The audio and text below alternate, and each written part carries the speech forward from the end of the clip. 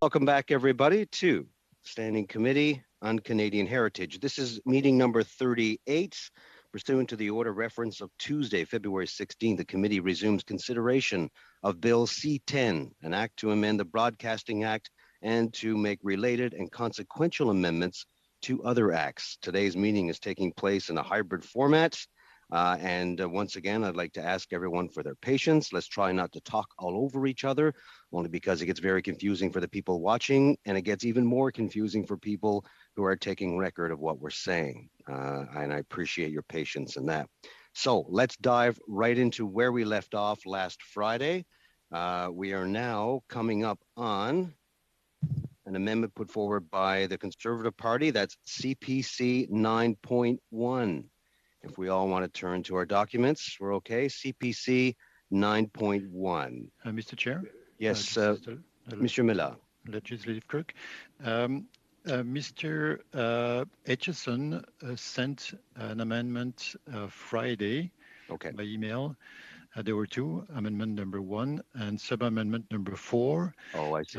The sub-amendment number 4 is actually an amendment rather than a sub-amendment, and it would start the day rather than CPC 9.1 because it comes earlier, because it adds after line 2 on page 8, where the amendment from Mr. Reyes comes after line 19 on the same page. So just to see if Mr. Aitchison wanted to move his amendment, then it would be that one to start with. So it is proceeding 9.1. That is great. Thank you. That's right. Sorry. Thank you, Monsieur Mela. What can you give me the official numbering on that, CPC?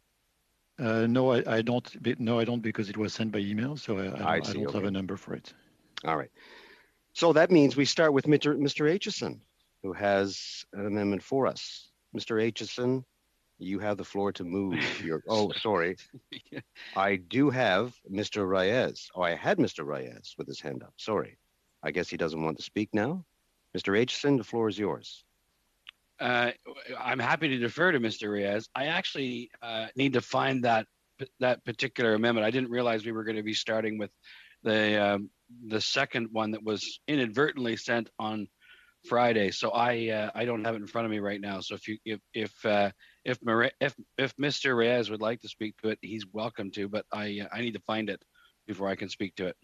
Okay, that means it's not officially moved yet. However, Monsieur Reyes, if you wish to move it. Mr. Chair, I'm not sure if this has to do with the mistake that was made where you received sub-amendments 1 and 4 at the same time, but I don't think that the goal was for us to work on sub-amendment 4. Unless I'm mistaken, I can ask Mr. Aitchison just to make sure. But otherwise, I defer to your directives to start with Mr. Aitchison. I can propose 9.1 afterwards. Okay, that is fine. But Mr. Aitchison, do you wish to move this particular motion of yours? No, I don't. It was sent inadvertently early, and I don't think we're ready for it. So no, I do not. But thank you. Okay. Monsieur Mela, did you want to add something? I saw you motioning towards the microphone. Are you okay? No, it's all good. So now would be Mr. Reyes 9.1. Okay. Thank you. All right, back to regularly scheduled programming. We now go to CPC 9.1. Monsieur Reyes, you have the floor, sir. Merci. Thank you very much, Mr. Chair. I have been looking forward to this moment for almost a week to be able to table 9.1. It reads as follows, and afterwards I will explain why I was so looking forward to tabling this amendment.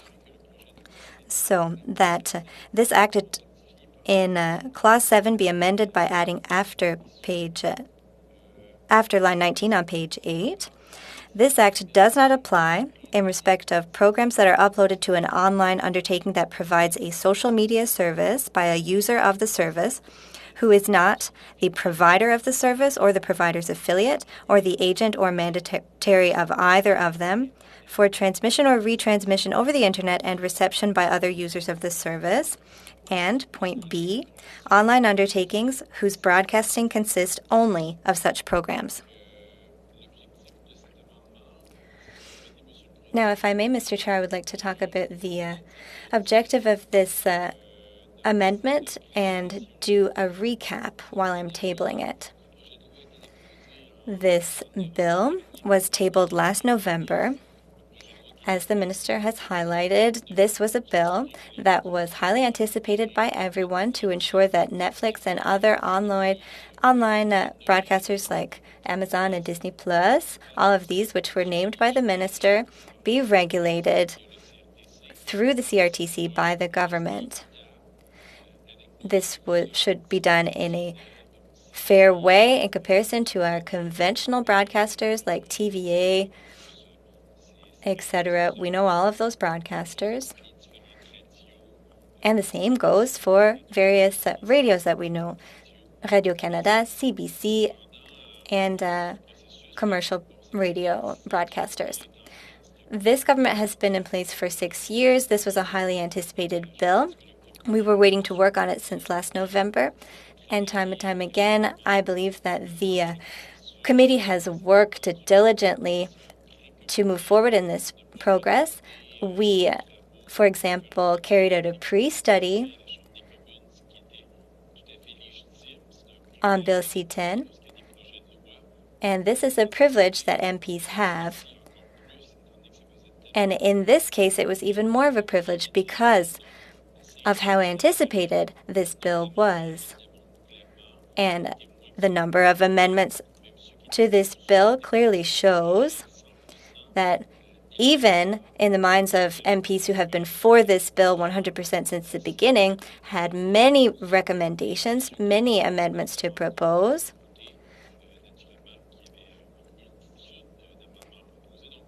And there were a whole range of amendments recommended by all political parties. The Bloc Québécois 37, the Green Party 37, the NDP 14. We Conservatives proposed 15 or so amendments, and that is not counting all of the other amendments that were added throughout the process. And there was a key moment a few weeks ago when Clause 4.1 was removed. This raised a flag. Michael Geist, one expert, spoke to this. And yes, it is true, other experts do have other opinions. My colleague from the Bloc has highlighted this fact. We did hear from an expert panel after the Heritage Minister and Justice Minister appeared, and at that panel, experts from both sides testified and spoke to us about the repercussions of Clause 4.1. The removal of this clause resulted in a completely different bill that applied to social media, platforms, and applications. There were a number of experts, I want to highlight that, because some are trying to pit the cultural industry against those who defend freedom of expression and net neutrality. But this is not the case. In the Conservative Party, I would like to emphasize that we believe we can work together. We think that the government must support the culture sector, that much is clear. The government must come up with a bill so that digital broadcasters are treated fairly compared to traditional broadcasters. But now the government is attacking users of social media by removing 4.1, and I think that that was a mistake. Then there was an impasse in committee work. But the government had accepted our demand to receive the two ministers, and at that point we had lost about 48 hours of committee work. But then, thanks to teamwork, we succeeded, and it was a Liberal MP, Mr. Housefather, who tabled a motion to bring us out of that impasse after 3 weeks of stalled committee work. And we were very pleased with the result. We even heard from the expert panel afterwards.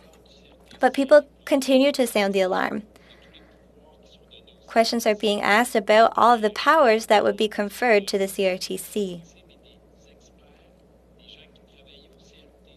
And some of these experts previously worked at the CRTC, and they're telling us that the bill before us in committee right now is unacceptable because of the removal of Clause 4.1.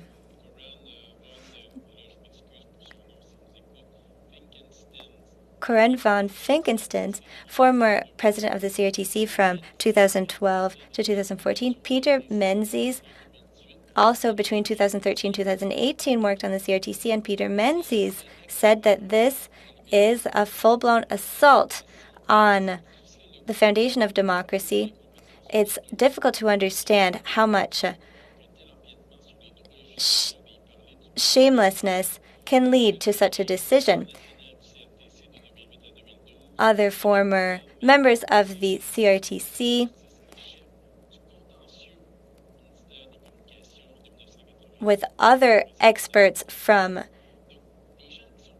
justice, these are people who are credible, and they are added to the list that includes Michael Geis and other university professors from Carleton, the University of Calgary, among others.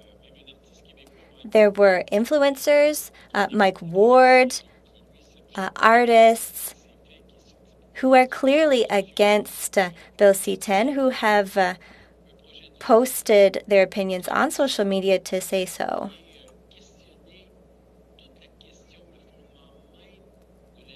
They believe that this bill throws net neutrality into question. Mr. Chair, what we need to understand is this would be a first worldwide. No other country has gone here.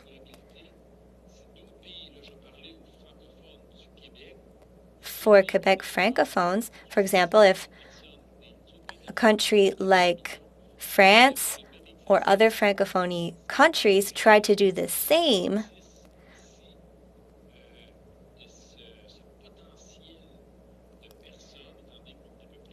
which undermines our artists in Quebec and in Canada. And in my riding, there are artists who have spoken about this, and they're asking, what is the government trying to do with this bill? Le Devoir also wrote about it.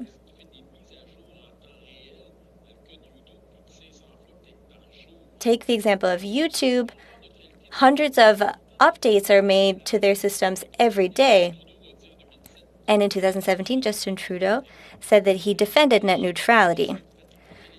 Mélanie Joly, Minister of Heritage, said that the government agreed with the principle of net neutrality. Navdeep Bains, the Minister of Innovation, said that net neutrality was one of the vital issues of our time, just like freedom of the press and freedom of expression. The Minister of Justice in 2018 said on May 22 in the House of Commons, "It is clear that open internet is a remarkable platform for economic growth, innovation, and social progress in Canada and in the world. It is essential for a modern society and economy, and it affects health, entertainment, and many other areas, including our democratic institutions. Democracy is only possible when its citizens are able to freely communicate and access information." So that is the Canadian government, the Liberals, that said such things.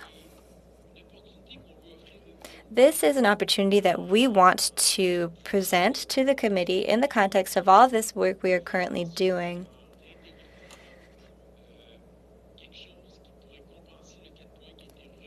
We want to propose something that could compensate for the removal of Clause 4.1.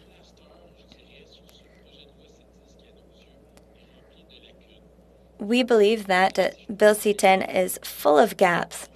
And in conclusion, Mr. Chair, we often hear groups speak, and they have the right to speak. They represent a range of people. There is a Quebec group of artists that defends C10 because of the impact that it could have on their network. But I would like to say something to committee members.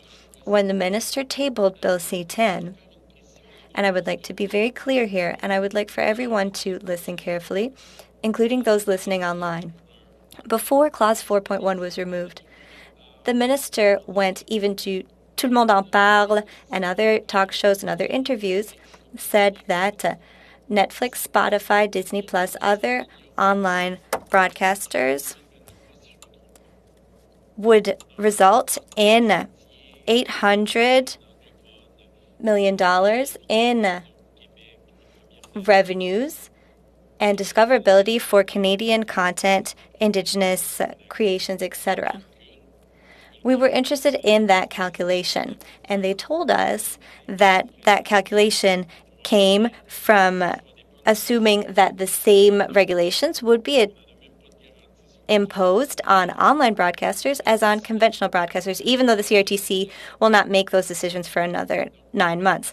But all of that about the calculation and the benefits were stated before Clause 4.1 was removed.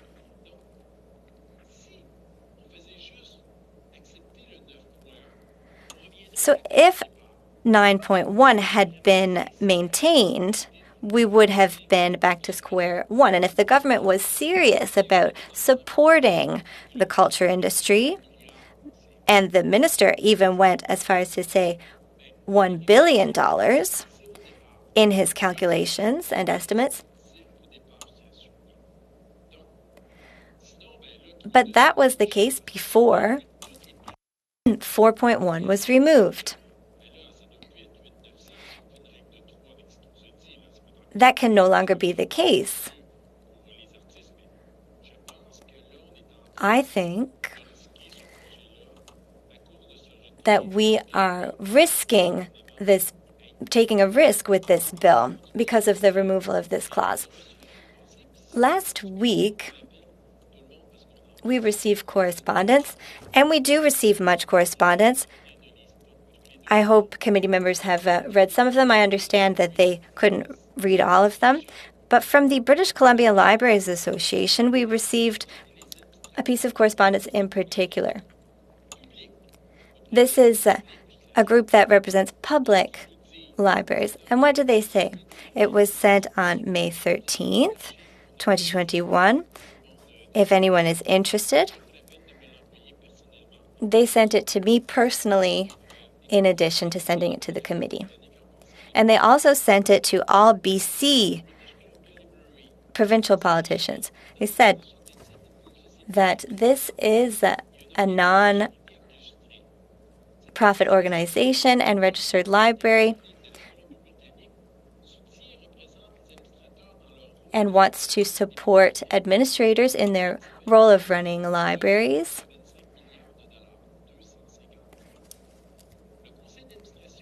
And our advisory board is following debate around Bill C-10 and is sending this letter to the Standing Committee on Canadian Heritage and all BC MLAs because we are concerned about the exclusion of Clause 4.1 in Bill C-10. The British Columbia Library Association's advisory board considers that freedom of speech is a fundamental principle in Canadian library economy. Libraries are places to archive information in all its forms, including online.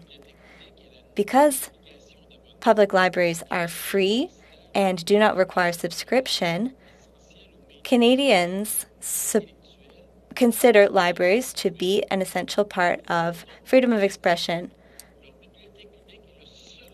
For many Canadians, their library is the only place where they can participate in online debates, create and publish user content. That is why the internet is an essential tool for Canadians in their freedom of expression. Therefore, our board believes that the CRTC regulation should not apply to YouTube, TikTok, and such organizations, which are platforms where Canadians may post content. Clause 4.1 made it possible to exempt user-generated content from CRTC regulation. Our association's board encourages the committee to exercise pressure to reestablish Clause 4.1 of Bill C-10. Why did I read this to you? I could have read any of many letters to you from all the associations and organizations who have been concerned. Before the removal of 4.1, there was not so much interest, unless they were individuals who were particularly concerned. We have received correspondence from thousands of Canadians across the country. This is no longer a partisan issue, and our work is to represent all Canadians. Quebecers, citizens of BC, Alberta, Saskatchewan, Manitoba, New Brunswick, Ontario, PEI, Nova Scotia, Newfoundland as well, from everywhere. So when I hear the minister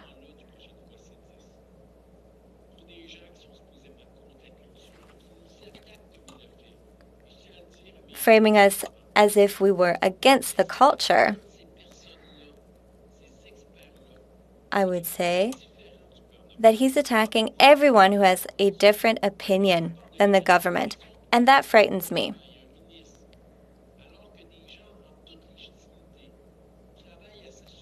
There are very well-qualified people who are working to ask questions, not just our questions, but questions from organizations like the British Columbia Public Library Association, like artists,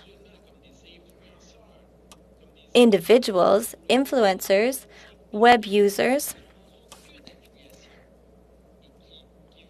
and individuals with no particular affiliation who use the internet, artists who create their works and who ask for no government grants, who are living their passion, who are earning their living from it.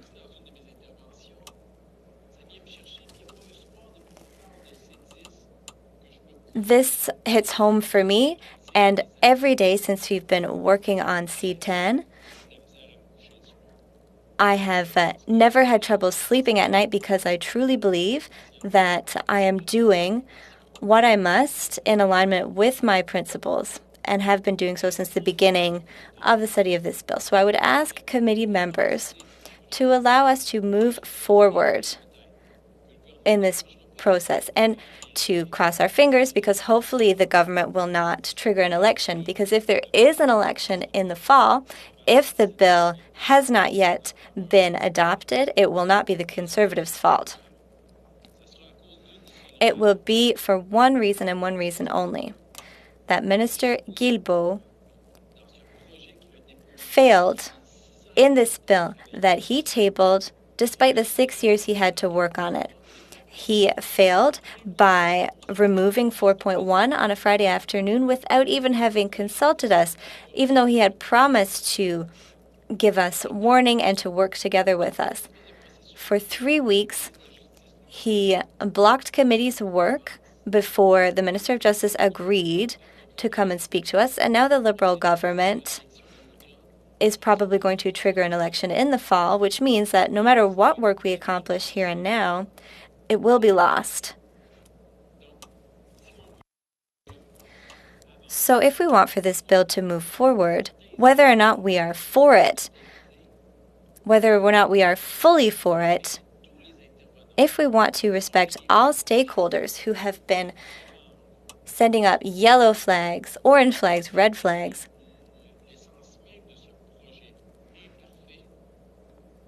and if we want for this imperfect bill to be able to move forward, the minimum would be to reintegrate this amendment, 9.1. This is a basic question in our minds. We hope that everyone will allow us to move forward. I'm looking forward to hearing all of your points of view, not just my Conservative colleagues, but also members from other parties. It is important to express everyone's point of view. If we want to be able to move forward, it's important that we hear those opinions. And, we still have quite a number of amendments to get through. And those who think that it's the Conservatives who are delaying this bill, well, I would repeat again that we've tabled the fewest amendments out of all the list of the 120 or so amendments that have been tabled. So I know the Green Party, and I'm glad that unanimously everybody, all parties and members of the government have been able to put amendments forward. I would note even, again, the government is proposing to amend its own bill. I'm hoping that with all that, we'll be able to come up with something acceptable for this bill. So I'll finish on one last point, Mr. Speaker, and then I'll let everybody speak today on 9.1. If the government had listened early on to the study clause by clause and had adopted or passed 4.1, as they should have, well, we wouldn't be here now. If the government, if the minister had done their homework and worked with us, and they said they were going to do that at the beginning, and had worked with us right through to the end, then we wouldn't be where we are now. If the government had done its homework over the last 6 years the way they should have done, we wouldn't be at this point now. If this government doesn't call elections, or it wasn't planning to have elections in the fall, we wouldn't be here either. So I would ask members of the committee to vote in favor of 9.1 so that we can continue to move forward on this bill. Thank you, Mr. Chair, for allowing me to present this amendment to committee members. Ms. de Bruzen. Thank you. Well, and in the spirit of wanting to move things along quickly, I'll try and be concise.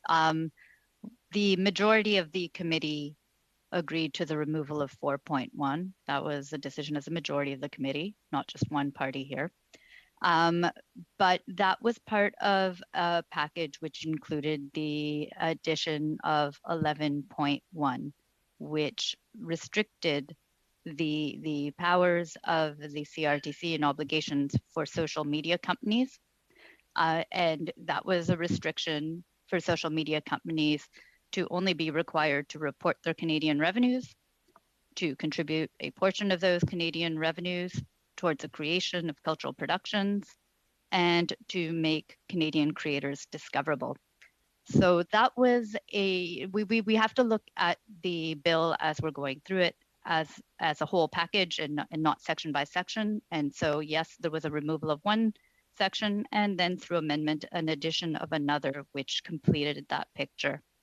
And with that, it makes little sense now to go back and start adding other pieces, and this amendment in particular, which in fact will only complicate things given the bill as it has come together, with the majority of the members of this committee agreeing upon it, by adding 11.1 in. So I will be opposing the addition of this this conservative amendment. It doesn't fit within the bill as it has come together and as it has been thought out and debated and discussed by the party, all of the parties here at committee. So once again, the consideration is really not just about the removal of one section in one part, but about the amendments have been made since that point. And I will leave it. I see that there are other people who are interested in speaking to this matter, so I will pass it along. Thank you. Mr. Champoux. Thank you, Chair. So a couple of points that I'd like to discuss and bring my point of view. On the Friday where we voted to remove 4.1, well, we saw the reaction to that, and over the weekend, I've come to the belief that we need to bring 4.1 back in, that we need to amend it to ensure that it's excluded from the regulations for social media users, but not for the social media companies themselves and for their broadcasting and commercial broadcasting actions. The cultural sector, the industry, artists need social media, need to ensure that social media companies with their broadcasting activities are included in the regulations. That having been said, over time, we've been able to table a number of amendments, not too many, but some amendments which have been able to fix things. And so that's meant that the cultural sector and the industry, and I've had many discussions with them since the beginning of this situation, have said that bringing 4.1 back in is a mistake, and that under the current circumstances, freedom of expression of users is not at all in danger. We've heard opinions from both sides, and we heard what Mr. Reyes had to say. Yes, we've heard legal opinions and opinions from experts who have varying opinions. But the problem that I see in the work of this committee is that we have a number of lawyers, a number of people who are defending a point of view, but we don't have a judge. And if a judge were to come and render a decision in the debates that we're having right now, well, maybe the result of that would, and maybe it would be easier for us to come to a conclusion. And I continue to believe, and according to the comments that we've heard from various experts, I continue to believe that under the current circumstances, with the amendments that have been brought forward, there is nothing that puts in danger the freedom of expression of users. And I think that it's a mistake to continue to suggest that that's the case. I just want to speak briefly about the question of net neutrality, which is a subject that's come up a number of times over the last few days. Once again, for the benefit of those who are maybe watching us online, perhaps for the first time, net neutrality has nothing to do with content, the content that is found on the internet. Net neutrality is a principle which guarantees that the video that's been put online by my Aunt Gertrude is going to be made available at the same speed as a video put out by a broadcaster. So this is a principle that applies to telecommunications. It applies to service distributors to make sure that Mr. Champoux' Aunt Gertrude's video isn't going to be put out any slower than an English Netflix film. It has nothing to do with the content. It has nothing to do with the fact that somebody's opinion might, be put at a disadvantage compared to some others. It's very important to make that clear, to clarify what net neutrality means. So Mr. Reyes was talking about artists who are earning their livelihood with online media, and there are more and more of them, and there is incredible content that's available online. There are people who are very creative. There are people who, these artists are going to be able to continue to do what they're doing right now and what they've been doing before. They're going to be able to continue to create and broadcast and use their platforms. Nothing in what we're doing right now is going to interfere in their ability to that or control what they're doing. Quite to the contrary, if that were to happen, we would be able to help them, if they wished, to get even greater visibility.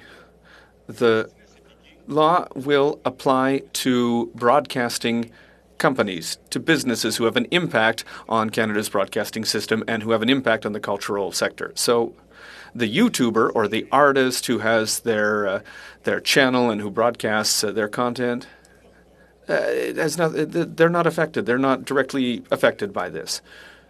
So I think the only reason why there continue to be worries out there about freedom of expression is because people are being told that there are risks to their freedom of speech, their freedom of expression. So if we say to people, hey, listen, take the time to look at what's written in the bill, what's included in the bill, Well, I think that if we were to do that, many people would feel reassured, Mr. Chair. At least that's the impression that I get. So I think that the cultural sector, Quebec's cultural sector, the Canadian cultural sector, absolutely needs urgently for us to continue the clause-by-clause study and the amendments, that we get as much done as we can in the time that's left to us. And those are the comments that I wish to make this morning on this amendment, Mr. Chair. So I will cede the floor. Merci beaucoup, Mr. Champoux. Thank you, Mr. Champoux. Just want to note here for those of you who are watching from afar, we have thrown around a few numbers as to where we are. Just 9.1 refers to the actual amendment we are doing from the Conservatives on the committee. I know 4.1 is what we dealt with in the earlier session, but we are still within clause 7 right now, as we're dealing with clause 7. So, Ms. Harder, you have the floor.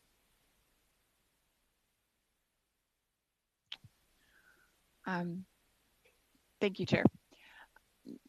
A few comments with regard to this amendment and bringing back protection for those who, for the content, bringing back protection for the content that people post online. One of the interesting things is that for all the conversation that we have had, the debate that has taken place, the opinions that have been sought, unfortunately, very few creators have been asked to speak to Bill C-10, which is a shame because it's actually creators that are going to be impacted to a great extent. And so I wish then to present the words of Scott Benzie, who is the CEO of something called Bufferfest, which is an event that is hosted in Toronto every year, which celebrates the creative material being brought forward by artists. And so speaking from that heart, that passion, that understanding of what digital creators put into their work, I'm going to read his statement because I think it's really powerful. And again, I would present to the committee that we really have not done justice to this group. We really have not considered them to the fullest extent. And I believe before moving forward that they do need to be considered. And the fact that the censorship of the content they post is going to have such a detrimental impact on them, their well-being and their way forward, it does us well to hit the pause button for a moment and to really consider what that impact is. Mr. Benzie wrote this. He said, the democratization of media caused by platforms like YouTube, TikTok, Snapchat, Spotify, and others has given rise to the quietest renaissance of Canadian culture in history. Canadians are among the most watched, with the most exported content, and the Canadian musicians that have dominated the charts have almost exclusively been digital-first creators, and they are world-class. With them, tens of thousands of Canadians of diverse backgrounds, economic status, gender identification, and educational level have all succeeded through finding an audience, a niche, and a business outside of the, quote, Canadian cultural system. So what's the problem Bill C-10 is trying to solve? Well, it's just that these creators have found success outside of existing traditional system. This is about money and status. Those inside the system do not consider online creators real artists, have created a false narrative around what is Canadian culture, and feel they need to be compensated for someone else's success. I would like to touch on three major issues with C-10 and how it affects the community at large. One, digital creators have not been widely consulted. The minister has repeatedly claimed that, quote, artists are in support of the bill, yet never once accepted an invitation from digital creators to engage. I'll pause and add my commentary. That's shameful, Chair. The fact that this government has not even sought the opinions or the direction or the feedback of digital first creators in putting this bill together, The fact that at this committee, during clause by clause, not a single one of these individuals was invited to the table to offer their insight. Like, folks, through the chair, like, we're legislators. We've been elected to represent the Canadian people. And we can't even so much as hit the pause button for 2 seconds here and give consideration or thought to those individuals who are going to be most impacted by this bill.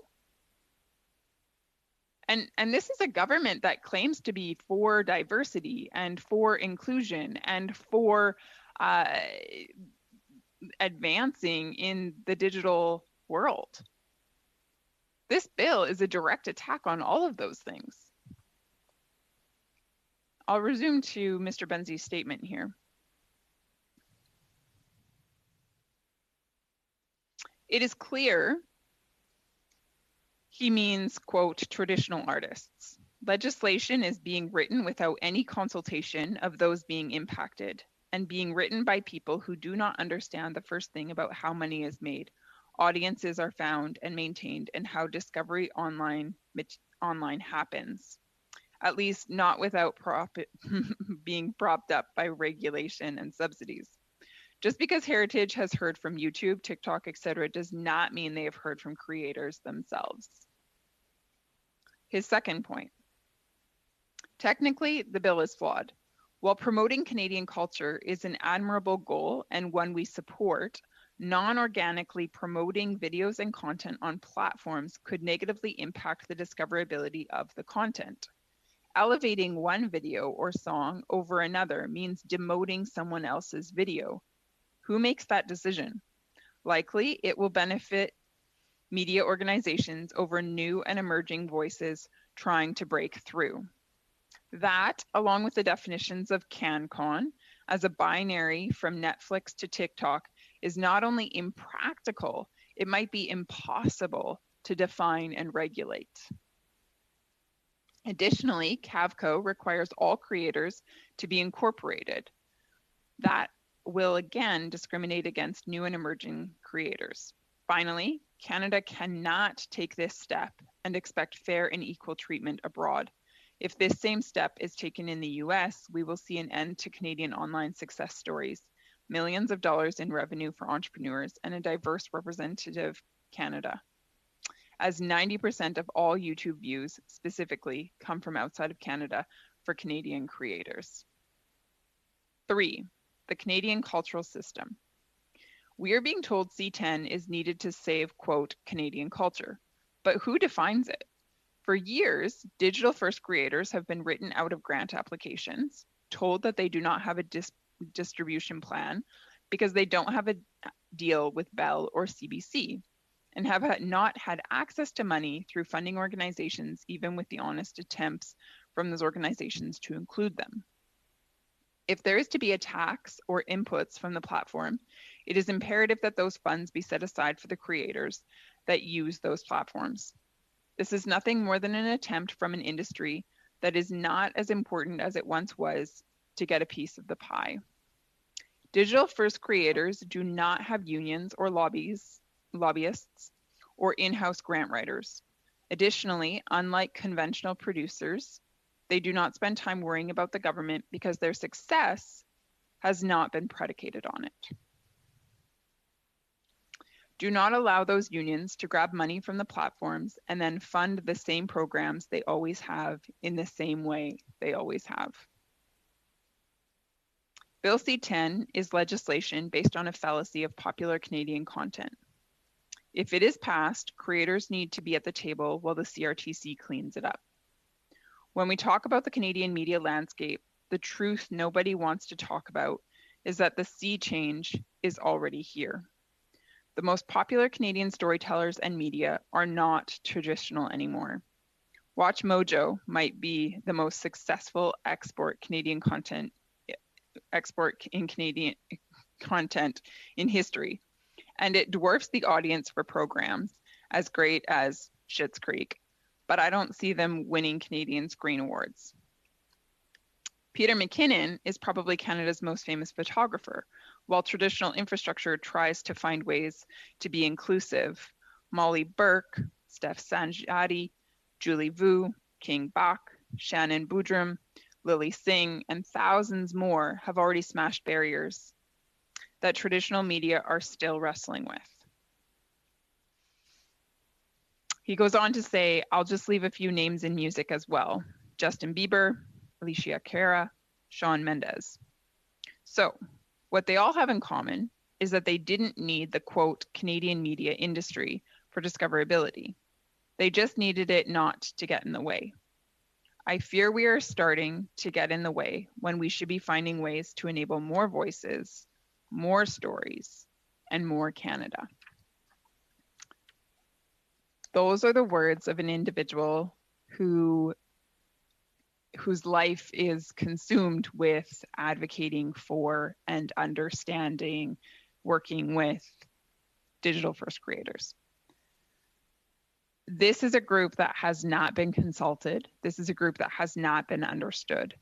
But I think what we need to take a step back and acknowledge as a committee is that these individuals will be extremely impacted in a very detrimental way by this bill.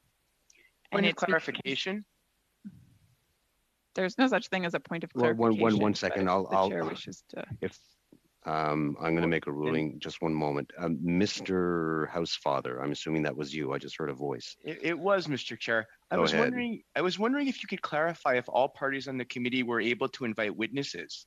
Mr. it sounds Housefather, to me Mr. like Housefather, that's fine. But if you want to get on the speaking list, you can do that as a point of contention. I suggest you do that. Ms. Harder, you have the floor. Thank you, Chair.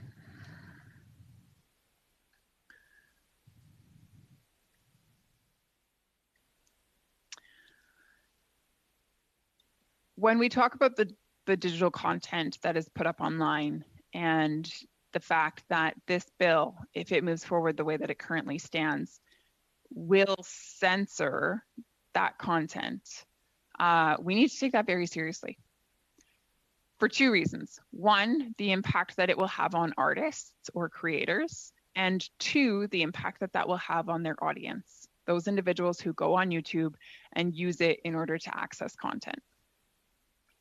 When it comes to the artists, we have to acknowledge that the greatest artists right now and over the last decade have come up through platforms such as YouTube or TikTok.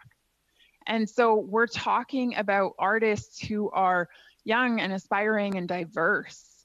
We're talking about individuals who belong to different minority groups. We're talking about individuals who represent different viewpoints.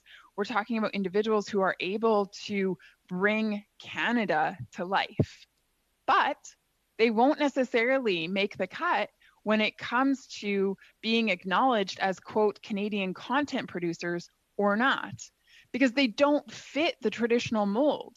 So when the government steps in and imposes these regulatory measures that insist that Canadian content be bumped up in its, quote, discoverability, and that non-Canadian content be bumped down in its discoverability, then they've started with a false definition of Canadian content, and then they move on to actually demote or degrade or thwart the success of some artists.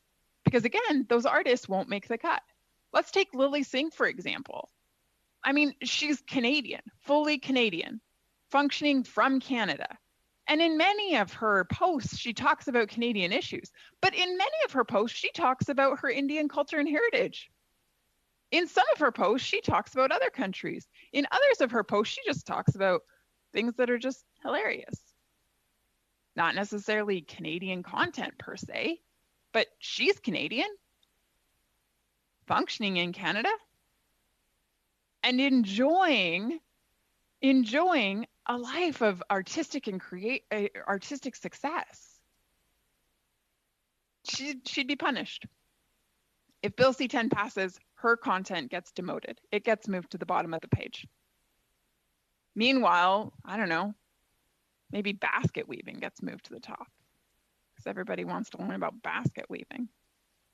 So the fact that this is going to have such a detrimental impact on artists, on creators, should should cause us as committee members to pause for a moment and therefore consider the amendment that's been brought onto the table or put on the table, because this amendment will protect the content that is produced.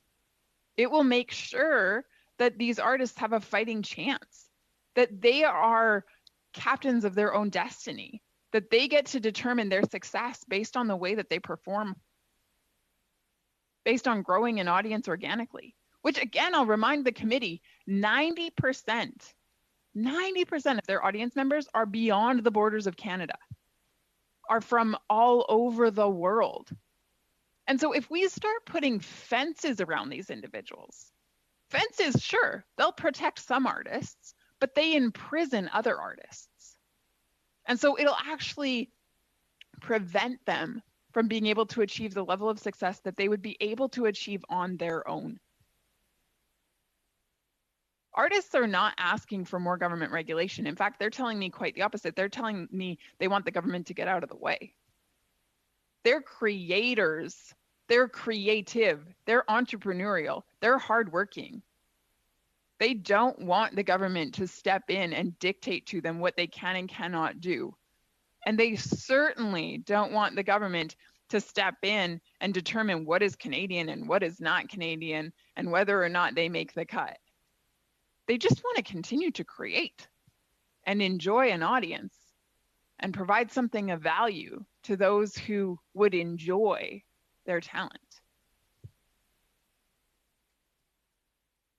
I think the idea of protecting, quote, Canadian culture is a noble one. Sure. But in actuality, that's not what this bill will do. This bill will protect a very small niche group, a little niche group of artists that can't compete on new platforms, a niche group of artists that have lobbyists that apparently have been quite effective within this government, a niche group of artists who rely heavily on government grants. Why do they rely on government grants? If the content is wanted, if the content is desirable, then surely there would be a buyer. Again, there are many digital first creators that are making a go of it. In fact, in Canada, over 25,000 Canadians have platforms and through them organically have grown an audience and are able to make over $100,000 a year. This bill will put them out of business.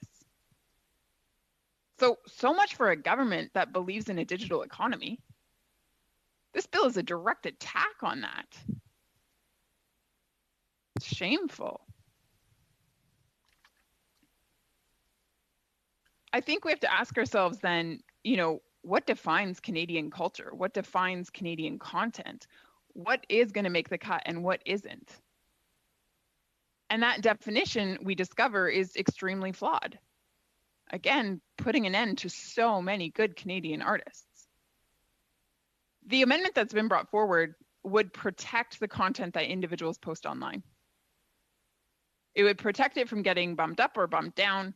It would protect it from having to go through the scrutiny of being determined Canadian or not Canadian and being given a rating out of 10 on just how Canadian it is. But further than that, the amendment that we put on the table in terms of the content would not only protect the artists, their content, but it would also facilitate a person's viewing experience. In other words, when we go online in search of content, we're going to have the freedom to explore based on our desires as audience members, rather than being dictated to by a government-designed algorithm.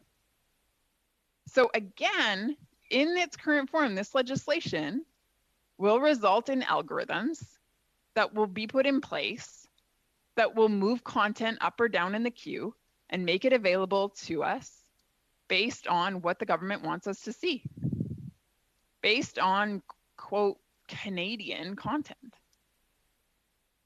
So right now, Canadians go online and they go on YouTube and they access videos that they want based on a search bar. And then once the algorithms figure out, hey, this person really likes looking at cartoons and learning how to draw cartoon characters. Well, then the algorithms will generate more content for them that is in line with that. It's great. It curates it for us. But what the government is saying with Bill C-10 is no. We don't want it curated for you, Canadians. We don't want it curated for the audience member or the user. No, this government wants to dictate what Canadians should and should not have access to. And so instead of using algorithms that curate a platform for you, the government's going to step in and create an algorithm that's going to curate it based on what they think you should see. That is a direct attack on freedom of expression. That is a direct attack on our charter rights. To be able to access information freely, to be able to express ourselves freely, to be able to hold beliefs freely, to be able to hold opinions freely, to be able to use what is now the new public square in order to have our voices heard and access the voices of others. And so it is absolutely necessary that this bill only moves forward with this protective mechanism in place, with the protection of content. Content that people post online should not be regulated by the government. We already have the criminal code in place, which of course it protects Canadians and makes by making sure that, let's say, child pornography is not posted online, for sure. And that type of legislation is appropriate. But to put legislation in place that is going to rate somehow the Canadianness of something and then determine whether or not it gets to be posted and where it falls in the queue, that is inappropriate. That is totally inappropriate. It's extremely dictatorial. It's an affront to democracy. And numerous experts have spoken out and said that. So why we're even having this conversation is a mystery to me, because it's a no-brainer. We live in a democracy. We live in a free society. We believe that people's voices should be heard. This is the government that keeps saying diversity is our strength. Well, this is their chance. This is their chance to stand by that statement. If diversity is truly our strength, then why wouldn't we want to celebrate a diversity of thought, diversity of artistic expression, diversity of creativity? This bill is going to quench that like never before.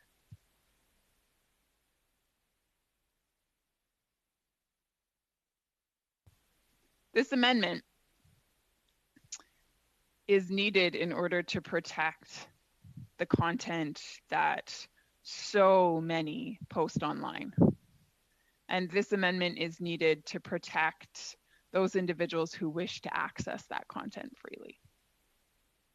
Without this amendment, this bill, again, is an absolute disaster, and it is an attack on the Canadian people and their freedom. I'll end there for now. Mr. Shields. Thank you, Mr. Chair. Appreciate that. There was a comment made earlier in the meeting about that if we had just not said anything differently when 4.1 was gone, if we had just repeated the words of other MPs who had agreed with removing it, we wouldn't have this issue. That's freedom of speech, that we have differences of opinions. And this is what this is about. So I find that comment when saying, well, this controversy only arose because other people had differences of opinion. That's the fundamental piece here. People have differences of opinions. what one particular group, whether it's a number of different parties, had that same opinion and other ones didn't, shouldn't be dictatorial in the sense that we are automatically having to repeat those words of others who we may not agree with. So I find that very, very interesting that somebody would suggest to us this morning that we created a controversy that wasn't there by not expressing those opinions of others who had a different opinions than us. I think we've agreed in this discussion about funding for culture. I think we've talked about the source of that, and the minister in documents had about 400 million that he had indicated, but then the document became very redacted about where that other 400 plus million was coming from, which is really interesting that only partially of it is verified in the sense when he talks about that funding. It's interesting about funding in the sense that we've all lobbied, and many of us have, for all arts organizations in our communities, whether myself was the Calgary Common in Alberta or Rosebud in my riding. The parliamentary secretary, Jerusalem, in the previous, when she was chair of the Heritage Committee, remembers that a Liberal MP from Alberta wanted to talk about funding. And it was very interesting as we found that Alberta's received about 50% of the funding that went to arts cultures in Canada. Only 50% went to Alberta. This was a Liberal MP who brought this to committee that we looked at when the parliamentary secretary was chair of the Heritage Committee. So when we talk about funding, there gets to be all sorts of interesting issues that go with the funding. Not that we're not supportive of funding, and not that we don't support tech companies, the big major foreign tech companies being taxed for the services they provided. But also the minister has said zillions of times how, while the Conservatives are support and must be in the pockets of those tech companies and supporting this, yet I have not been lobbied by one tech company. But the list of the numbers of tech companies and the times they've been in the minister's office, it's huge. But they haven't been in my office. I haven't talked to one of them. So when the minister says, well, we're listening to the tech companies, well, they have got to talk to you before you can listen to them. And they haven't talked to me. They haven't sent me any information. They haven't done anything to influence my decision or not. But yet they've been in the minister's office living there. So many times they've been there, right at the top of people who lobby on behalf of the tech industry. They're in his office, not mine. So when we're talking about 4.1 and we hear, the differences of opinion on net neutrality, if there is a person, in my belief, who is in between those creators and how it is placed in the world at large, then we're talking about a difference of opinion that I have about what net neutrality is. And then somebody's mentioning, well, if a judge could do it. That's where this legislation is going to go. It's going to end up in front of judges. It's going to be there for a long time. Those who have been given the belief that, the money is just going to flow and it's going to come instantly, that's not going to happen, because there's going to be judges involved in this, because there's difference of opinions on what net neutrality is. And that's what 4.1 is protecting. People's ability to do things differently, creators to do things differently, not the status quo, not the status quo. I mean, the tech companies out there, people talk about their algorithms, yep, and it's based on data driven to drive it where they want it to go. But that's not what the CRTC does. It's not based on data. Historically, it's based on content, not data. The algorithms of the big techs, we know what their algorithms are for. It's for making money and being data driven. But that's not the model that CRTC has used for 30 years. It's based on content. So they're not data driven. So removing 4.1 takes us away from that data driven to a different algorithm. Not what people necessarily want, but what people are driven to.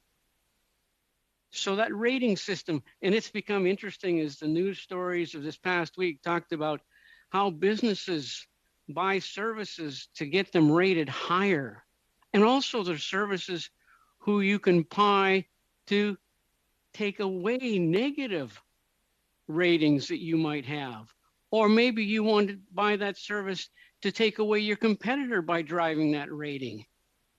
This is the kind of mechanism we're putting in the hands of the CRTC. It's a mechanism on content driving people to a certain platform, not on data, but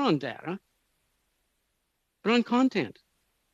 That's why this is not net neutrality. That's why 4.1 is important, Mr. Chair. This is what we need to be doing, is protecting. We need to be protecting. When there was consultations done by the minister said, by members of the committee saying, there was consultation done from sea to ocean, and we talked to everybody. But we know that's not true. We know that's not true. Those 200,000 creators that are on there, didn't talk to them. The 25,000 that are making a living in it, didn't talk to them. They don't have lobbyists, as was mentioned earlier. So that consultation was with who? It was lobbyist organizations with those cultural groups that have been there forever, not the new ones, not the new ones. Social media has changed. It's changed. It's not the mainline media of print newspapers and CTV, CBC, Global. It's not there. That's not where the younger generation is. They're in a different world. And they didn't speak to those people who've been very successful. So, Chair, I think it's in critical importance that freedom of speech is important. As we express difference of opinions on this committee, we ultimately have to ensure that we protect those for Canadians. They can be successful doing it. We shouldn't have to repeat the same opinions of other people in this committee when we have differences of opinion. That's what this committee is about. That's what Canadians are about. We should protect the freedoms of speech, and this is what we need to do with this piece of legislation. Thank you, Mr. Chair. Monsieur Reyes. Mr. Reyes. There you are. Go ahead, sir. Excusez-moi. Excuse me. Thank you, Mr. Chair. I would just like to make one comment following my colleague's comment, the comment by Mr. Shampoo earlier, where he implied that 9.1, which is related to 4.1, doesn't necessarily affect social media, user content via social media.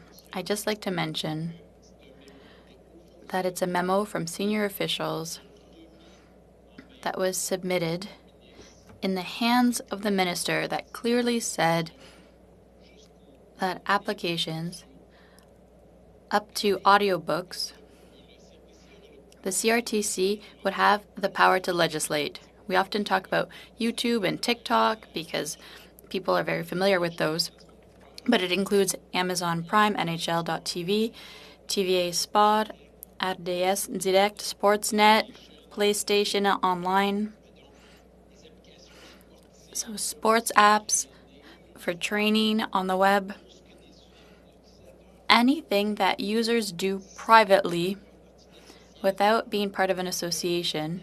If they want to share something, create a market,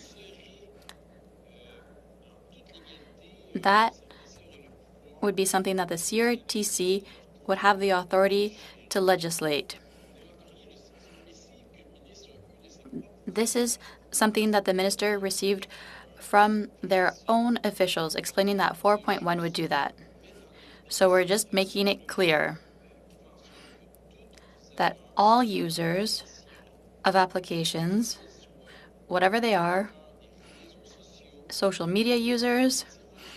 By taking 4.1 out, the government has given the CRTC huge powers, almost unimaginable power, because it's so broad, will create even more red tape. And so at the end of the day, Canadians, Quebecers, will still be paying for this. So it's clear it was a memo from senior officials that was sent to the minister. So the minister was fully aware of what he was doing. And I want to highlight that this will affect users who upload content, their own content, no matter the application on the web. It can be legislated by the CRTC. So I'm not making anything up. And I would be pleased to share that with my colleague if he hasn't seen that memo received by the Heritage Minister. Thank you, Mr. Chair. Okay. Mr. Manley.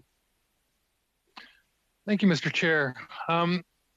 People might have noticed that I've actually got an amendment coming right after this, which would have been a sub-amendment, but I can't put sub-amendments forward to amendments. But basically it says the same thing, except that people would be exempt from this process, and their programs would be exempt under the Act, except where Canadian creators of programs want to voluntarily choose to be subject to the Act for discoverability purposes.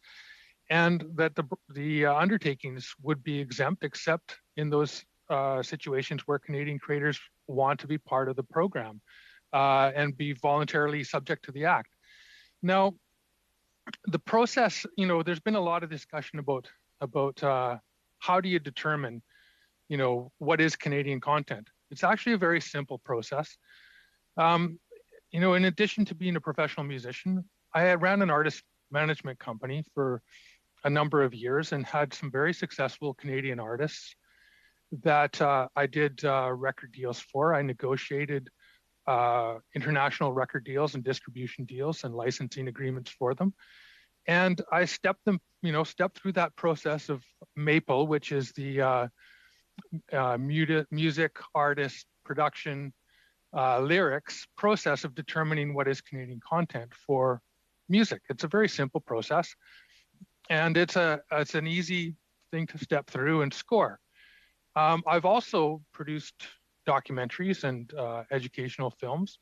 And when I get a Canadian broadcaster that's interested, that hasn't commissioned a film before it's been made, but wants to play it afterwards, I've stepped through the CABCO process, which is very straightforward as well. It's based on a point system. It's really easy to get something certified as Canadian content. The actual tax credit system, where you get money back, is a little bit more onerous and difficult because you have to engage accountants to step through everything and determine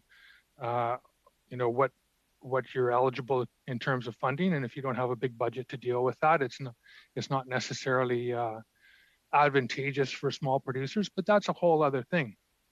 The actual determining of what is Canadian content is pretty straightforward. And it's in the regulations. Those regulations haven't changed in a long time. I think that they do need to be reviewed, but the idea that CanCon actually fences in Canadian artists is erroneous.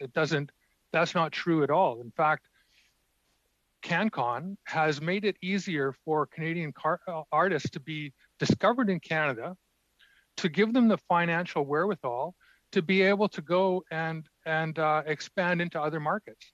So, take musicians working in Canada, when they get when they're eligible for grants or whatever, or when they're getting airplay, whether it's on commercial radio or on college radio and getting promoted because they're Canadian content, they can tour across Canada, get airplay, and it helps them to finance tours going into the United States, where it's harder to break in as an artist if you're not making it through the algorithmic process on YouTube or Facebook or the social media platforms. Now, I've produced stuff for social media. I've had YouTube videos that have gone viral and had millions of views that I didn't have to bother going through a CanCon process with. I just let them loose. But I've also had programs where I wanted it to be played on a Canadian broadcaster. And so I hopped through that process, which was very simple and easy, just to determine whether it met the certification requirements or not.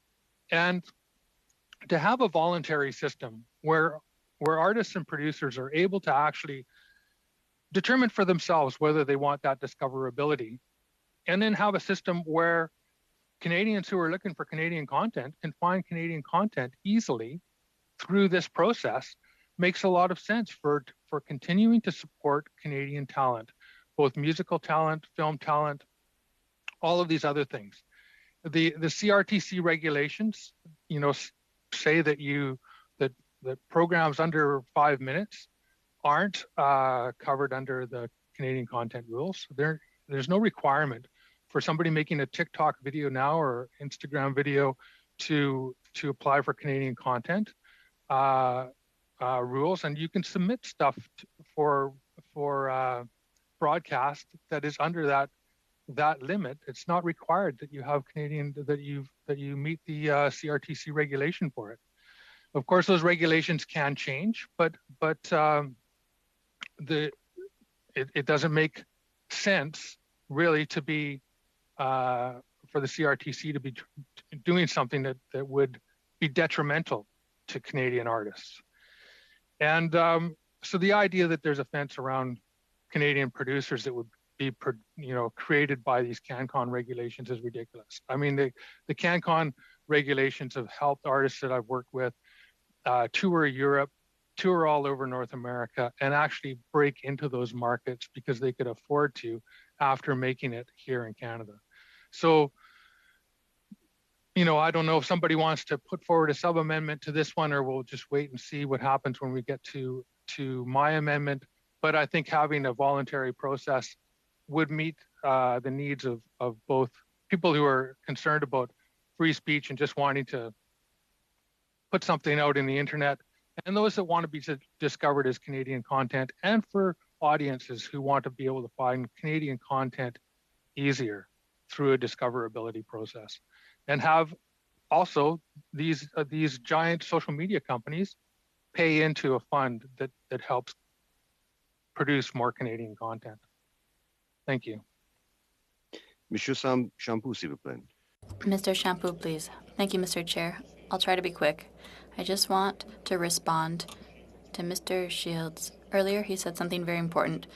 He talked about not rejecting other people's opinions during a discussion, and I entirely agree. Furthermore, we took the time to ask questions, to look for expertise, to see if there was reason to fear for the freedom of speech of platform and social media users. I think we worked openly on this.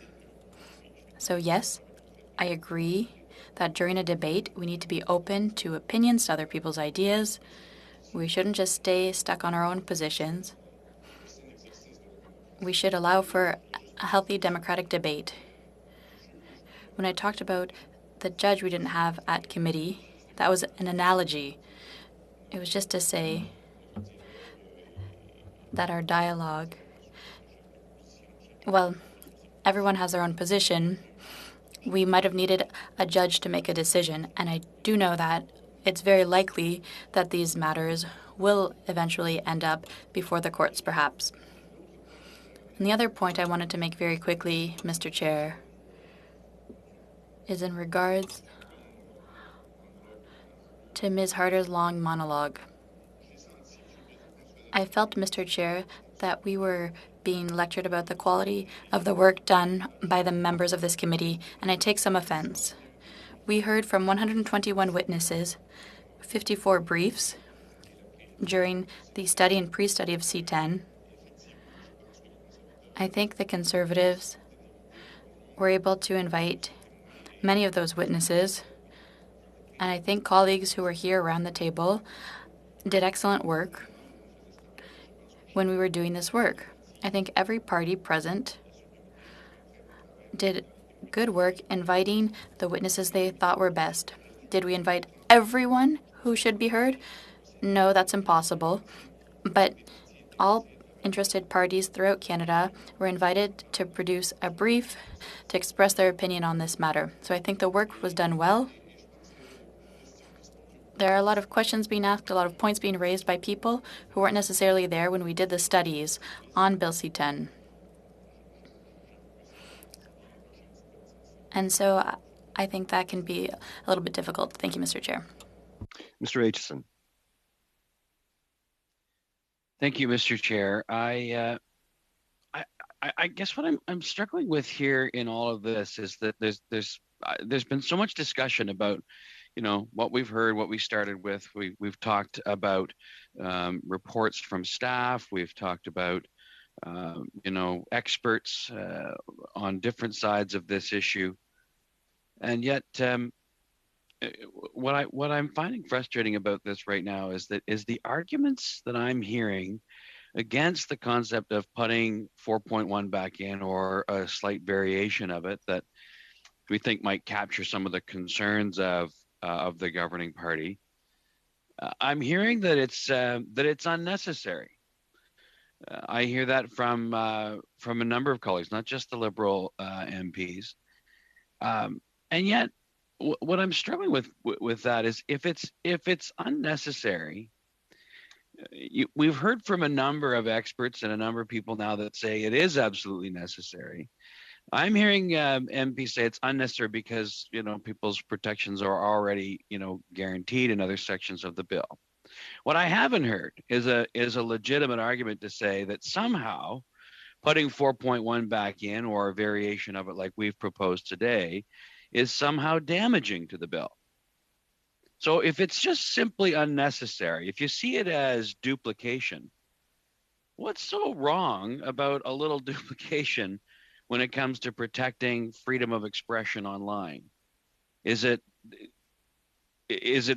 really just unnecessary, or is it in some way gonna hurt something somewhere else?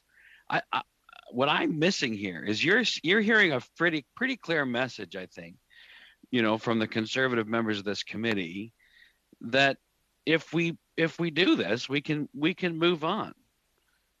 And so if it's just simply unnecessary, and I'm seeing Mr. Brusen kind of roll her eyes and giggle, and that's great, but if it's just unnecessary, why can't we just agree and move on? If it's somehow going to damage the bill, then tell us what that is. Because I see enough credible evidence from staff to the minister, from the debate we had with the experts. You know, this is what representatives of the public do. They listen to the public and they change if they need to make changes. That's what I've heard, and maybe, you know, it seems like some of the comments I've heard, you know, from you know, particularly from Mr. Brusen about how we've done this, we've got to move on. Maybe that's the advantage I have of growing up in small town politics, where you listen to people, and if you make a mistake, you change. You change course. There's plenty of public record of me making mistakes and having to change course because of something. I can give you all kinds of examples, but you change course. So this is, to me, a legitimate question. I'm not used to this partisan game that goes on around here, but this is ridiculous. All we're asking for is something that we've heard regularly now from experts and individual creators that use online forums that are concerned about this. If it's just duplication to you, why do you care? We've given you an option here to move forward and help these creators that need this support. And so I throw the question out there, Mr. Chair. I apologize, I don't have a particular individual to share it with, but I'm just at a loss here, trying to understand if this is just a game, or if you're, you know, truly concerned that it somehow damages the bill in some other way. I'm kind of lost. I'm hopeful that maybe somebody can, if they don't answer that question, they can at least give it some thought and wonder what on earth we're arguing about it anymore. Ms. Harder.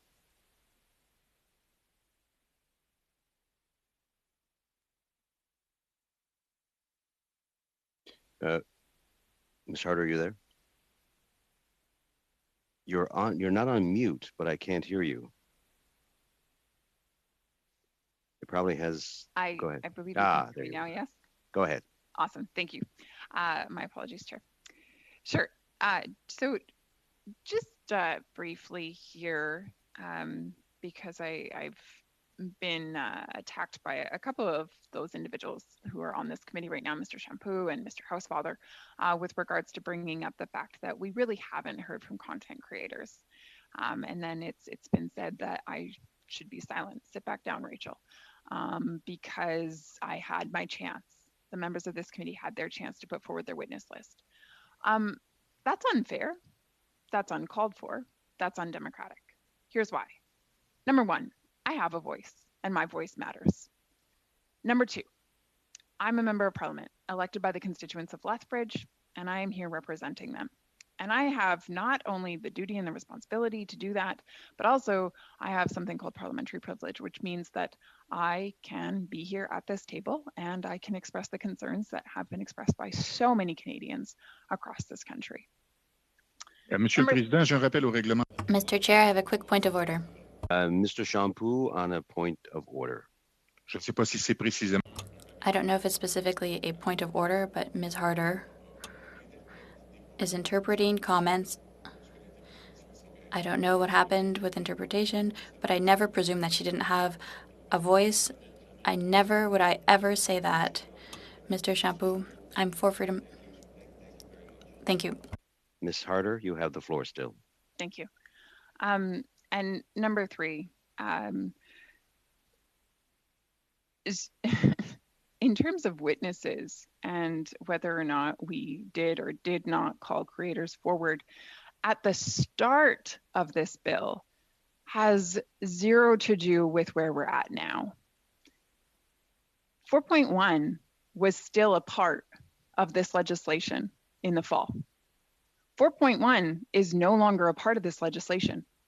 And it's that section to which we are speaking today. So with all due respect to my colleagues at the table, it would be appropriate for us at this point in time then to hear from those witnesses, to allow their voices to be heard, because this legislation has changed significantly. And the content of those creators, the content of those digital first creators will be impacted in a very detrimental way by this bill because section 4.1 has been removed. And so it actually is incumbent upon us as members of this committee to hear from them. And if we can't bring them to the table as witnesses, though we could if it was the will of this committee to do so, but if we're not going to do that, then let's at least take the time on our own to go and listen to them, to hear from them, and then to bring their voices to this table, to read aloud the statements that they are putting out there for the public to read. Because you will see that they are extremely concerned about this legislation and the negative impact that it is going to have on them because of the removal of 4.1. Again, what we're talking about here is the removal of something that provided protection for the content that is generated by Canadians. That protection is gone. What we are talking about here is an amendment being brought forward by my colleague, Mr. Reyes. And he has asked that that protection be put back in. It's an appropriate request. It's the right request. It's what creators from across this country are asking. But it's not just creators. It's Canadians as a whole. It's the Canadian public who also deserve that because they deserve to be able to access a variety of content that is not dictated to them by the government through some algorithm determined by some bureaucrat in some back office because the heritage minister thought it would be a great idea. This is Canada.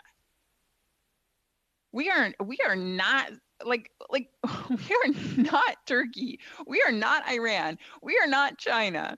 We are not Russia. This is Canada. Like We're a democracy.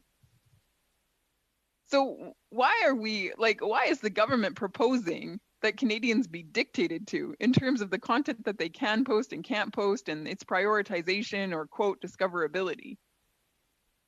So what we're asking for here is completely reasonable. That we would be able to provide those mechanisms of protection for Canadians so that they can continue to use the public square the way that it is intended to be used, which is to share ideas, to share talent, to share one's ability with others, to be able to organically grow an audience. And also for Canadians then to be able to go and access that content, enjoy those talents, enjoy those abilities, enjoy those artistic expressions, regardless of how, quote, Canadian they are, or whether or not the government approves. For the sake of democracy, like, this amendment should be like, it's a no-brainer. It's a no-brainer.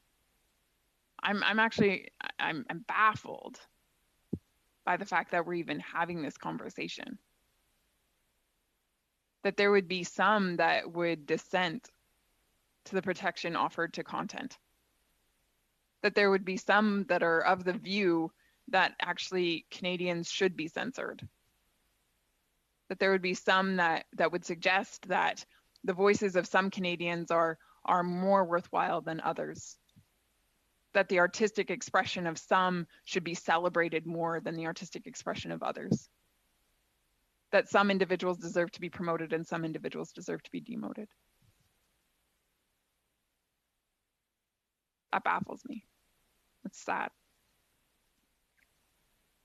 And the fact that we're not willing to heed the advice of experts who understand this field far better than any individual member on this committee, the fact that we're not willing to give their voices weight, and then further to that, the fact that we're not willing to hear from creatives themselves, we're not willing to sit down and listen and understand what it is that they're concerned about. Shame on us. Canadians deserve better. So the amendment that my colleague has brought forward that would allow for that protection to be put back in place. The amendment that would again make sure that the content that Canadians generate is easily accessed by all. That amendment that would allow Canadians to be able to access the content that they want rather than the government wants for them. That amendment is worthwhile. It's not like we reached into outer space and brought this amendment forward. It was an original part of this bill. It was once believed to be necessary. And to my colleague, Mr. Aitchison's point, we haven't been provided with a reason as to why not to put it back in. Like, I'd love to hear that. I'd love, like, Ms. DeBruzen is moving her mouth.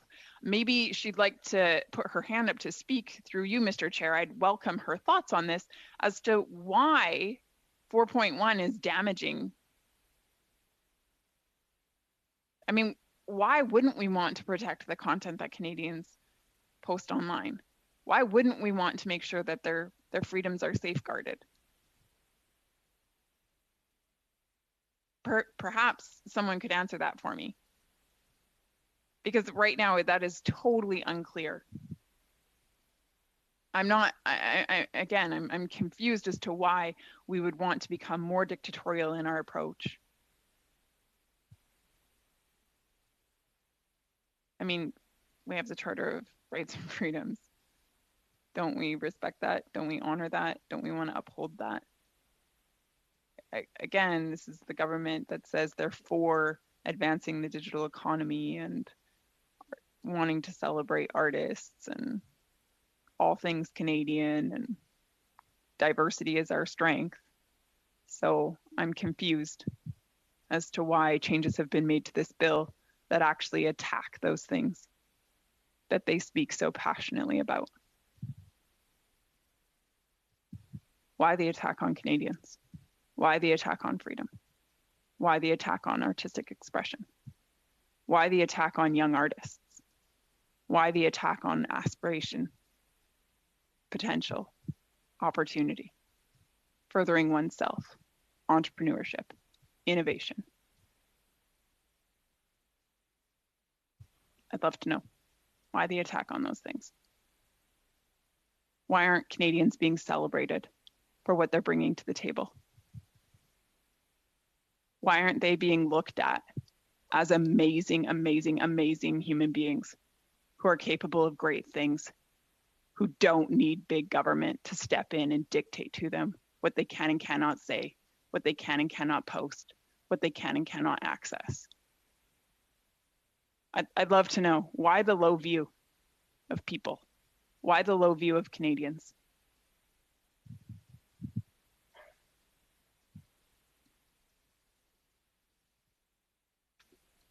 That's it for now.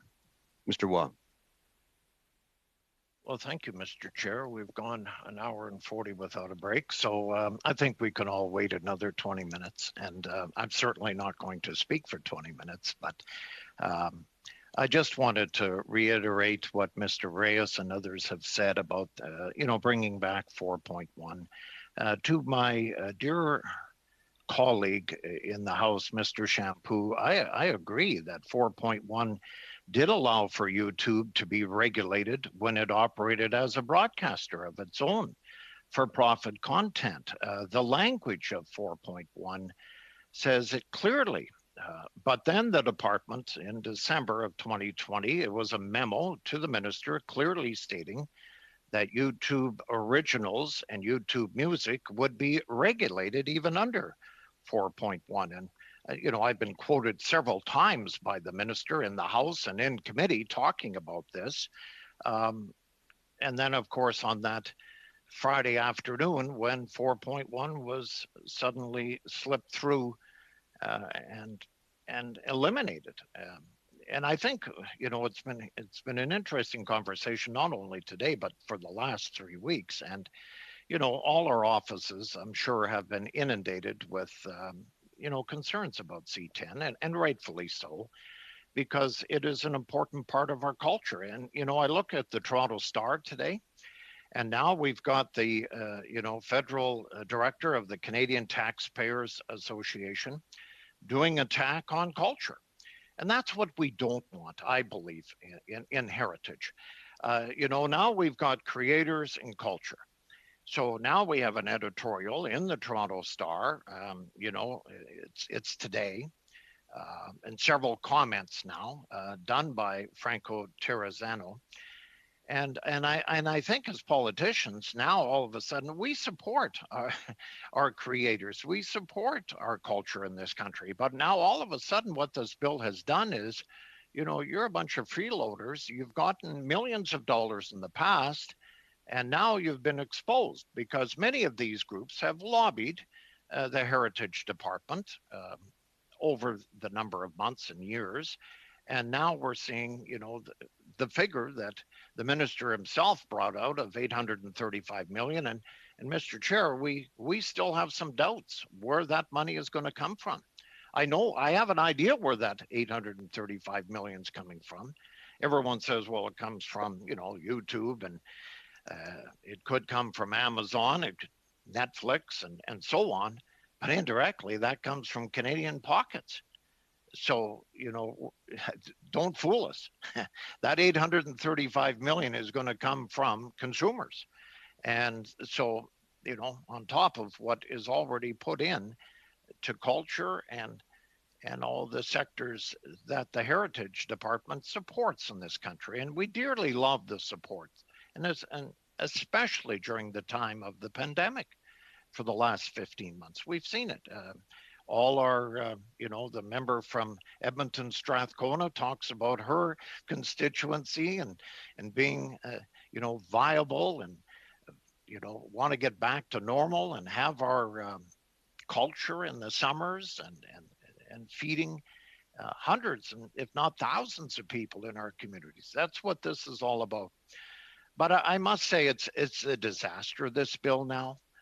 C10, we need to step back. Let's face it, tomorrow's June 1st. It may pass the House of Commons, but it's not going to pass the Senate. There's no time in 3.5 weeks. So this amendment by Mr. Reyes should be brought back in, and for very good a reason. So Canadian content should be accessible for all. I agree with you guys. But the algorithms are going to put some ahead and some back. And so now we got winners and losers. And who knows, once you get into loser category, where you go from there. So I just wanted to say that. I'm not going to go on much longer, Mr. Chair. I've used 4 minutes of the time, and I just felt that I should support my colleague, Mr. Reyes, on 4.1. I think it's a very good amendment to bring it back in, because I was quoted several times by the Minister of Heritage, and thank him for quoting me. Saskatoon Grasswood is actually the riding. He has trouble with saying at times in the House, but when he does quote me saying I do support that, I did, because that's what the bill said in November, but then it was changed in March, April here. So, I haven't had time to say that on record, and I think 4.1 should be brought back in as an amendment. Thank you. Just for the record, thank you, Mr. Waugh. Appreciate that. So we're debating CPC 9.1, and we are still in clause 7. Monsieur Reyes. Merci, Monsieur le Président. Thank you, Mr. Chair. This will be my last comment regarding the amendment I've tabled, but I'd like to give some context for those watching. Minister Guilbeault, when speaking about the major digital players, the GAFAs of the world, very respectfully, I think he's misleading people who are listening and watching, because what people criticize with GAFA is that they monopolize all of the money, the ad revenue, without written media being shared on the media, getting their slice of the pie. And now we're talking about two completely different things, because he didn't want to take into account that factor in his original bill. He said it in a number of interviews that he made the personal decision to split the bill on broadcasting, to remove some elements from the bill, whether it's about sharing ad revenue monopolized by social media like Facebook and then also Google and all of the rest. He chose to exclude authors from the bill, and we know that we all care about organizations that stand up for Canadian artists. We think it's unfortunate that wasn't included, and he chose to exclude CBC and Radio-Canada's mandate. And so we haven't been able to table amendments that would just ask for something simple to ensure that Radio-Canada respects its mandate. It's so crazy that just not long ago, a few months ago, Radio-Canada was before the CRTC and themselves requested legislation for the digital aspect of their work. And at the same time, we were studying clause by clause the impact of digital broadcasters, and Radio-Canada wasn't even able to discuss it because it's not defined. So every time we've wanted to talk about our public broadcaster, it's been impossible because the minister decided to push it even further back. We know for strategic regions, because it's very delicate, he doesn't want to go up against that issue, so he pushed it back. Same thing with hate speech. He mentioned that in different interviews. He said it was about to arrive, but we won't see that because we all know we're going to be heading into elections. He pushed that back because he knew that he would be walking on eggshells if he touched those issues because of the freedom of speech issue. So trying to include social media along the way without having the opportunity to discuss this, Ms. Harder highlighted very well that we didn't have any witnesses come in that were affected by this because originally it wasn't in the bill. That's the reality of it. And now I feel like I've been fooled as a parliamentarian. Yes, we had 120 witnesses. I don't want to get the numbers wrong. Mr. Shampoo had all of them. I'd like to thank him for that. All of the members wanted to work very hard on this. We had the opportunity to present lists of witnesses, but we didn't feel the need, in order to do our work, to ask people on the ground to come. Creators who aren't part of associations, who are influencers, who make their living this way, who aren't asking for subsidies.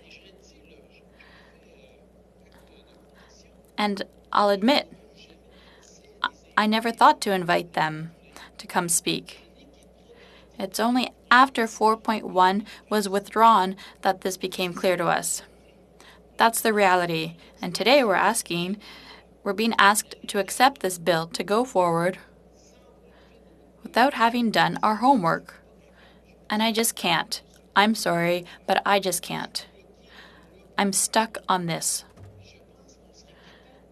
And I think we could move forward in the interest of the cultural industry to get back to the essence of what the minister tabled when he presented this bill, which, despite everything he said, and I think he's making a serious mistake when he attacks us during question period and interviews when he says that conservatives are against culture and are slowing us down. That is false. That is false. He's the only one responsible for this mess. We had the opportunity to find something fair between digital broadcasters, not social media, not the content provided by users, by everyday Canadians who are sharing what they've made. We have colleagues in our own party who have millions of views regularly when they share videos. That means that ultimately the CRTC could regulate content from politicians. That's serious if that were to happen for the well-being of our democracy. And the experts who've spoken out on this, it's not just anyone. I'm proud that our party is giving them this voice. I'm proud that one party at the Canadian Parliament has taken the time to listen to them, to stand up for them at this committee where they no longer have a voice today. I'll be careful here, but sometimes I wonder, and I don't think it could be this, but during the process, was there a bill proposed not including social media, and then along the way, once witnesses were heard, it was withdrawn at clause by clause, and then they're included? I hope that's not the case. I dare say it's not the case. I've had a number of conversations with the minister. I dare to believe that it wasn't his intention, or the intention of the people behind him. Perhaps he wasn't even aware of that, because he's been defending his bill in different interviews, and he's shown that he isn't familiar with the different elements. The devil is in the details. And when we scratched beneath the surface on this bill, when we heard from experts, we saw that the minister just didn't master this. Sorry, Ms. de Bruzen, you have a point of order? We have been out of the warehouse into different fields in different industries and Okay, all around, Mr. Chair. And, I've been Mr. patient. But if we Yeah. can go back to the amendment. Mr. Reyes, I'm going to ask you not to go far afield on this one, please, as we come back to There are two things that we risk doing here, and that is, of course, going outside the scope of the conversation. The other thing is repetition, which the standing order strongly discourage. So I ask that you return to your comments. Thank you very much. Merci, Monsieur le Président. Thank you, Mr. Chair. If that was the case, I sincerely apologize. Perhaps my passion has had me go off course a little bit from what I've said. We're not speaking from notes, we're speaking from the heart. As members of the committee, this is something that we care about. We've worked hard on this. So yes, I'll refocus on 9.1 to conclude with this. If you'll give me another minute, Mr. Chair. I feel strongly about this because I tabled 9.1. I am asking the members of the committee one more time to allow it to go forward, to get back to the original intent, what the minister asked us to work on, to find some fairness in terms of regulations by the CRTC.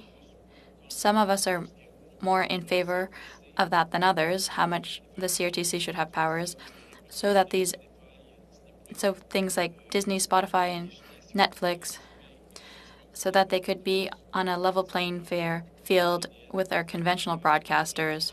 So let's get back to the essence of working towards that net neutrality, which we're all supposed to be in favor of, so that we're not the only country in the world that attacks the content of Canadians, so that discoverability, there's about 30 million of us in a world with billions of people. So if every country did the same thing as us, our creators who've used net neutrality to take off in the world, to become known by millions of people, so that they wouldn't be blocked by other countries that could do the same thing. Our artists, our Canadians, who share their content would be limited to the Canadian population. It's like free trade in the economy. Let's give ourselves that opportunity, the power to offer Canadians that opportunity to be discovered throughout the world. Let's not limit them. Let's not limit ourselves to staying within Canada. Let's be proud of those artists, even if they're not represented by an organization. Let's give them their voice. Parliamentarians are here to defend people who are forgotten, who are set aside, who aren't represented. And so this is the many, many Canadians on the web that we need to stand up for. We shouldn't have excessive bureaucracy. We shouldn't be going in circles and harming them rather than helping them. So, Mr. Chair, I will reiterate my request. I would ask members of the committee to reflect before they vote, to support 9.1, and to allow us to move forward on the clause-by-clause review of this bill. Thank you, Mr. Chair. Merci beaucoup, monsieur. Thank you very much. Ms. Harder. Thank you, Chair. This concept of net neutrality, because there's been some misleading remarks being made. This concept of net neutrality is that every single Canadian has equal access to different sites online. Every site is treated with equality, which means that some sites aren't made more prominent than others. It means that speeds for some are not slowing down, while speeds for others are sped up. It means that we as Canadians have access to material made available online in an equal fashion, that some things are not discriminated against and some things are not promoted and some things are not showing favoritism. It's a great principle. It is a principle that so many members of the current government have spoken on in the past, including the Justice Minister, including the former Heritage Minister, Minister Joly, and including the Prime Minister, Mr. Trudeau himself. It is this principle that Canadians would be able to function within this glorious platform that is allowing so many individuals to thrive. And they would be able to function within that platform, that tool that we rely on in Canada to access information, to promote other information, to share ideas, to welcome people into their creativity and their artistic expression. It's amazing. It's amazing. And the internet exists as this amazing place where ideas collide. And as stated, where artistic talent is shared and where debate takes place and where business transactions transpire, et cetera, et cetera. Net neutrality, this principle that all those who use the internet would be able to do so without being discriminated against, without having some content favored over others, is a brilliant concept. For this bill to move forward with the exclusion of Section 4.1 is threatening that concept of net neutrality. Because instead of all things being considered equal, instead this bill would move forward in such a way that actually some content is demoted and some content is promoted. Not all things are equal.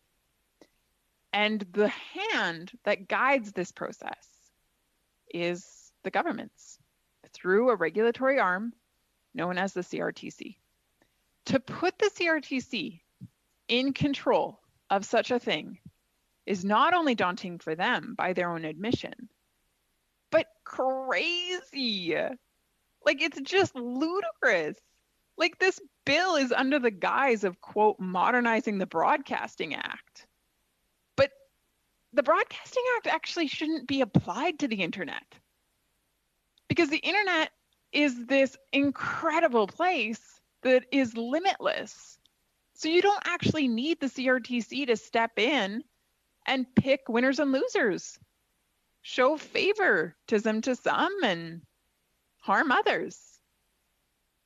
So actually what's going on here, if Bill C-10 proceeds forward without any sort of amendment that would offer protection for the content that individuals post online, what's going on here without that is actually the extreme censorship of material that is posted online, and therefore an attack on this concept of net neutrality, which is something that we have held in high regard for so long. And it used to be a principle that was held by all parties, so it wasn't even a partisan issue. Now, with the removal of 4.1, all of a sudden, the government has turned this into a massively partisan issue. For what? Well, it's certainly not for the benefit of the Canadian public. The only ones benefiting from C-10, interestingly enough, are actually, well, I guess the government, because they get to determine the content that Canadians can and cannot access.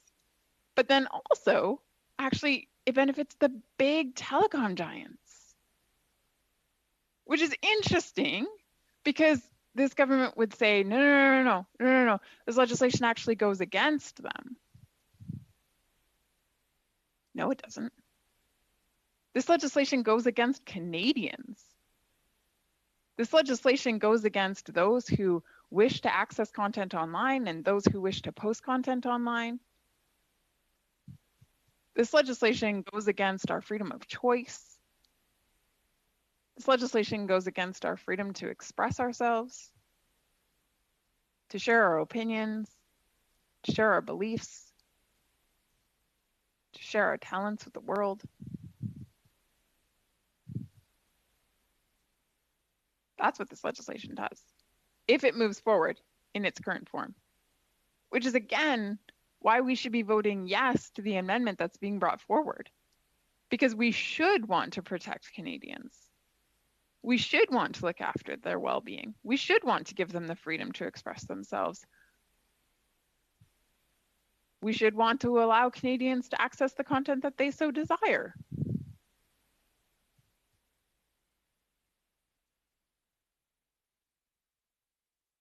So when we talk about net neutrality, when we talk about Canadians having access to the internet in an equal fashion, this bill goes against that. And the way that we restore that principle, the way that we return to the advocacy of that principle, is through the amendment that my colleague has presented. So I am somewhat perplexed as to why we are not considering this amendment to a greater extent. And going back to my colleague before, Mr. Aitchison, he asked, well, why would we be against 4.1? How is this bill strengthened by its removal? Or the opposite of that, how is this bill harmed by adding this amendment, which is similar to 4.1, back in? And for all of the facial expressions that have been shown and the things that have been lipped, no one has offered to raise their hand and offer an explanation as to why the omission of 4.1 strengthens this bill. Or alternatively, why adding this amendment would weaken it. So again, I guess I would invite that through you, Mr. Chair. I'm not sure if there would be someone here who would be able to provide that explanation. Perhaps the parliamentary secretary would be most positioned or positioned best to do that. But I think there are many members on this committee who would be interested in hearing that justification. Because right now I think many of us are baffled by where this is landing. I'll leave it there. Thank you, Ms. Harder. Now, seeing no further debates, I'm going to call this particular amendment to a vote. Again, I'd like to remind everyone we are currently on CPC, Conservative Party Amendment 9.1. Shall the amendment carry? Nope. I hear a no. Madam Clerk, vote please. On CPC 9.1, Mr. Housefather. No. Madame Bessette. No. Ms. DeBrusen. Nope. Mr. Zuberi. No. Mr. Lewis. No. Monsieur Reyes. Oui. Mr. Aitchison. Yes. Mr. Shields. Yes. Mr. Wall. Yes. Monsieur Champoux. Non. Ms. McPherson. No. 7 nays, 4 yeas. I declare the amendment negatived. Well, folks, we are currently 5 minutes overdue. And of course, as you know, we've just fulfilled our normal 2 hours, and with implied consent that normally would mean that we adjourn at this hour. So we are going to do just that. We're going to resume again on Friday. That would be June 4th. I think my date is right. So we'll see you back again on June 4th for the resumption of clause by clause consideration of Bill C-10. Meeting adjourned.